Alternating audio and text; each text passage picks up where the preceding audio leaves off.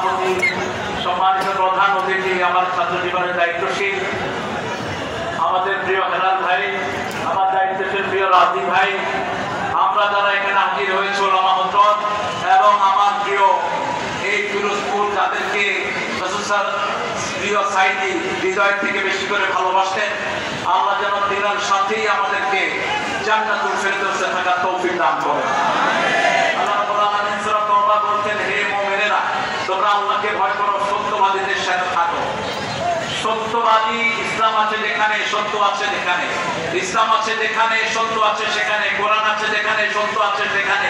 যারা কোরআনের অন্তরণ করে না, আর মিথ্যায় পর্যবসিত হয়েছে, ইতিহাসের রাস্তাগুলো নিক্ষিপ্ত হয়েছে হাসিনার মতো যারা সাইদি সাহেবের সাথে বেয়াদবি করেছে, একটাও বাতে নেই। উনি 1 বছরও সময় দেননি।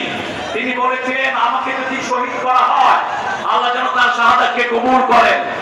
ওই শাহাদাতের রক্ত এমন ভাবে তাদেরকে পুড়ে ছাই করে দিবে, দুনিয়াতে দাঁড়ানোর কোনো ক্ষমতা তারা পাবে না।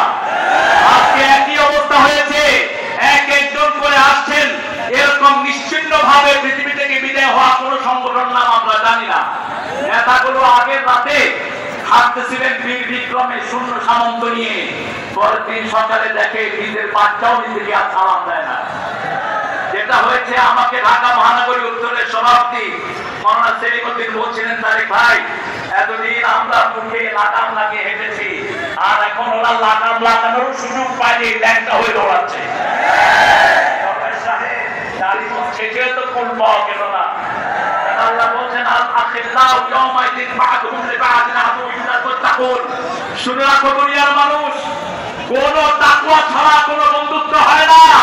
তাকওয়া আছে যেখানে, বন্ধুত্ব আছে সেখানে।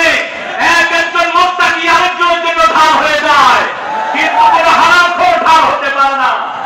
আইন মন্ত্রী যখন ধরে নেয়, পুলিশ চিনে নেয় বসে আছে দরবেশ, কারণ দরবেশের দাড়িও নাই, মুছও চুল কি হয়েছে, চুল জুতার গালি দিয়ে কালো করে দেওয়া হয়েছে।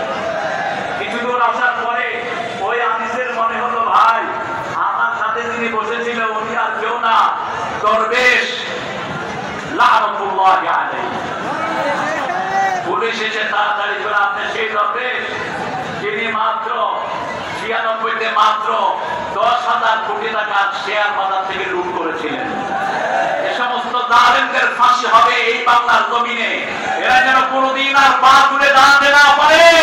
আল্লাহর হাবিব বলছেন, ইত্তাকু ফিরাসাতাল মুমিন, মুমিনের দূরদর্শিতা থেকে বাঁচো। তারা আল্লাহর নূর দিয়ে সামনে দেখে, একটা কথা এদিক সেদিক হয়নি।